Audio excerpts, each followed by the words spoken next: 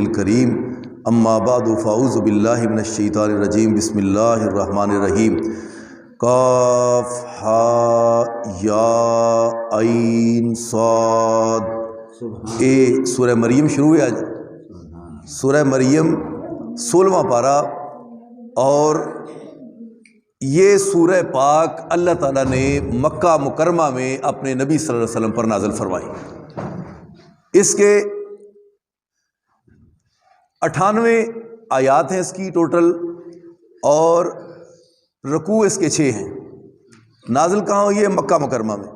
جو پہلے لفظ آتے ہیں کسی بھی سورت کے شروع میں، الف لام میم ہے یا الف لام را ہے، قاف ہا یا عین صاد ہے، تو یہ حروف مقطعات ہیں۔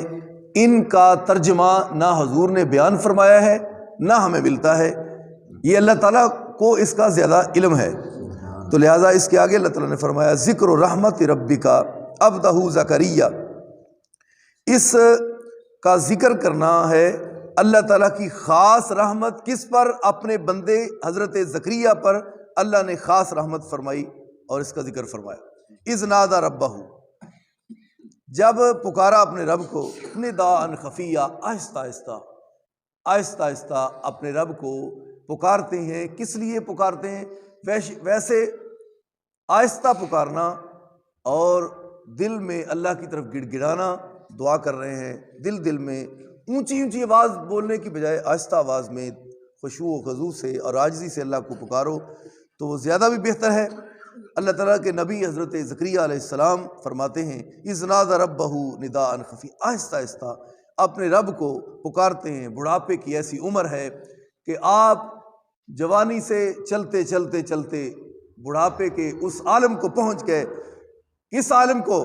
قال رب انی وہن العظم منی، اے میرے اللہ اب تو دیکھ میری ہڈیاں سست ہو چکی، واشتعل الراس شیبا، میرے سر کے اوپر دیکھ اللہ جو بال پہلے سیاہ تھے اب سیاہی سفیدی میں بدل گئی، ہڈیوں کے اندر لچک ختم ہو گئی، ہڈیاں اکڑ گئی، اور اس بڑھاپے کی سٹیج میں پہنچ چکا ہوں، تقریباً عمر 120 سال ہو چکی ہے۔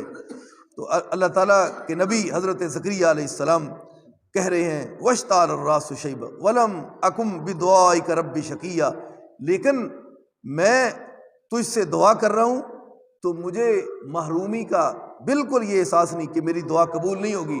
اب اس حالت میں بھی مجھے امید ہے کہ میری دعاؤں کو تو ہی قبول کرے گا۔ حضرت زکریا علیہ السلام پکار رہے ہیں، اولاد نہیں، بڑھاپے کے اندر کہ اللہ سفید بال، ہڈیاں اکڑ چکی، سخت ہو چکی، اور ضعف کمزوری بہت زیادہ ہو چکی، اور میری بیوی جو ہے وہ پہلے تو بانجھ نہیں تھی اب وہ بھی بانجھ ہو چکی، اتنے بڑھاپے کے عالم میں پہنچ چکی، اب تو اولاد کی توقع نہیں، لیکن میں دعا کرتا ہوں مجھے اب بھی تجھ پر امید ہے، تو مجھ کو عطا کر سکتا ہے۔ وَلَمْ أَكُمْ بِدُعَائِكَ رَبِّ شَقِيًّا وَإِنِّي خِفْتُ الْمَوَالِيَ مِنْ وَرَائِي، مجھے ڈر ہے کہیں میری قرابت والوں میں ایسا نہ ہو کہ کوئی ایسا وارث میرا پیدا ہی نہ ہو اور میرے عزیز رشتہ دار وہ دین سے دور ہوتے جائیں، میں یہ چاہتا ہوں۔ وَإِنِّي خِفْتُ الْمَوَالِيَ مِنْ وَرَائِي وَكَانَتِ امْرَأَتِي عَاقِرًا فَهَبْ لِي مِن لَّدُنْكَ وَلِيًّا، اللہ مجھ کو کوئی اپنی طرف سے وارث عطا فرما دے، یرثنی، جو میرا بھی وارث بنے، وَيَرِثُ مِنْ آلِ یعقوبہ، اور آل یعقوب کا بھی وارث بنے، وَاجْعَلْهُ رَبِّ رَضِیًّا، اللہ اس میری دعا کو قبول کر دے، اے اللہ تو دعاؤں کو قبول کرنے والا ہے، اللہ مجھ کو بیٹا عطا فرما۔ بڑھاپے کیا یہ سورہ مریم جو ہے اللہ تعالیٰ نے مکہ مکرمہ میں نازل فرمائی، تو جب حالات بڑے سنگین ہو گئے، سخت ہو گئے مکے کے، کہ دشمنی عروج پر ہے، مخالف نبی صلی اللہ علیہ وسلم اور صحابہ کے دن رات آپ کی مخالفت کرتے ہیں، بالآخر مجبور ہو کر نبی صلی اللہ علیہ وسلم نے کچھ عورتوں اور مردوں کو کہا کہ آپ اس طرح کریں، حبشے چلے جائیں، حبشے کی طرف چلے جائیں، تقریباً 12 عورتیں 6 مرد، اور اس کے بعد یہ پہلا قافلہ ہے، تو اس میں حضرت جعفر تیار بھی ہیں، اور جب پہنچے وہاں پہ تو اب مکے والوں نے وہاں بھی پیچھا کیا، جب نجاشی بادشاہ وہ عیسائی تھا، اس کی بارگاہ میں پہنچے تو وہ اپنے تخت پر ہے، سارے وزیر مشیر بھی اس کے پاس، تو وہ انتہائی رحم دل تھا بادشاہ، جب بھی کوئی اس کے ملک میں پناہ لینے آتا تو وہ پناہ دے دیتا۔ تو اس طرح ہی اس نیت پر نبی صلی اللہ علیہ وسلم نے فرمایا نجاشی بادشاہ وہ بڑا اچھا ہے، وہاں جاؤ تو شاید وہاں آپ کو سکون ملے، یہاں تو یہ ظالم سکون نہیں کرنے دے رہے، نہ مجھ کو نہ تجھ کو، لہذا وہاں چلے جاؤ۔ وہاں پہ گئے جب تو اہل مکہ جو ہے کافر مشرکین قریش، ان کو آرام نہیں آیا، پیچھے پہنچے، کہا نجاشی تجھ کو پتہ ہے یہ ہمارے ملک سے دوڑ کر آئے، فرار ہو کر، ہم ان کو لینے آئے۔ تو اس نے کہا یہ بات نہیں چلے گی، جو میرے پاس آ جاتا ہے میں اس کو کبھی بھی یہاں سے نہیں نکالتا، یہ یہی رہے گا۔ اچھا، باہر آئے، کمرے تو باہر نکل کے تھے، آپس مشورہ کیتا، پہلا وار تے چلیا نہیں، ہوں اور کوئی سوچو، یہ تو گل چلی نہیں، بادشاہ نے سانو چھنڈ کے پیچھے کیتا، چلو بھائی تسی، بستی تے ساڑی ہو گئی، پھر دوبارہ مسلمانوں کی تو پھر اتنے عزت بن گئی، لہٰذا کوئی اور چیز سوچو۔ کہنے لگے کچھ سوچ لینے، باہر نکل کے آخر لگے بادشاہ عیسائی، اے نے مسلمان تے آپس میں بڑی برخلافی، لہذا اس طرح کرو، بادشاہ نو جا کے اندر آکھو کہ بادشاہ سلامت، یہ جڑے آئے نے نس کے نا، یہ حضرت عیسیٰ تے حضرت مریم نو نہیں مندے، پھر تو بادشاہ کڑے گا۔ اچھا، جب اندر دوبارہ گئے، کہنے لگے بادشاہ ایک اور بات ہے۔ نجاشی کہنے لگا کون سی؟ کہنے لگا بات یہ ہے کہ یہ جو آئے ہیں نا، یہ حضرت عیسیٰ اور حضرت مریم کو نہیں مانتے۔ تو پاس حضرت جعفر تیار بھی کھڑے تھے، کہنے لگے کیوں بھائی، آپ کے نبی کے اوپر کوئی کتاب اتری ہے؟ کہنے لگے جی بالکل اتری ہے، اس میں حضرت عیسیٰ اور حضرت مریم کا تذکرہ ہے۔ حضرت جعفر آندے نے یہی تو میں وقت لبدا سا، کوئی مینوں آکھو تو میں ذرا پڑھ کے قرآن سناواں۔ جب حضرت جعفر تیار کو کہا گیا تو جناب جعفر تیار، کیسا وقت ہوگا، نبی کا شاگرد ہوگا، میرے علی کا بھائی ہوگا، اور حبشے کی عدالت ہوگی، نجاشی قرآن پڑھ رہا ہوگا، نبی کا سیکھا ہوا اور شاگرد اور صحابی جب عیسائی بادشاہ کے سامنے سورت مریم کو پڑھنے لگا، خدا کی قسم ہے نجاشی بادشاہ عیسائی ہونے کے باوجود قرآن کو سنتا ہے، اور سارے وزیر مشیر وزراء جب سنتے ہیں، تخت پر ایسے کرسیاں لگی ہوئی ہیں، نجاشی بھی اور سارے وزراء وزیر مشیر زاروں کتار رو رہے ہیں۔ اب مکے والے اور پریشان ہو گئے، یہ تو بجائے ہمارے خلاف ہونے کے پھر ان کے حق میں ہوگی، جب قرآن سن کر رو پڑا ہے تو یقین کریں یہ تو اب بس ان کا ہی ہوگا۔ تو نجاشی کی اس رونے کا تذکرہ، اور نجاشی نے وہاں پہ اللہ کی قسم نبی صلی اللہ علیہ وسلم سے اس کی ملاقات نہیں ہوئی، نبی کے شاگردوں سے ملاقات ہوئی ہے، تو یہ منظر یہ ہے، نبی نہ ملاقات ہوئی تو کی منظر ہوں۔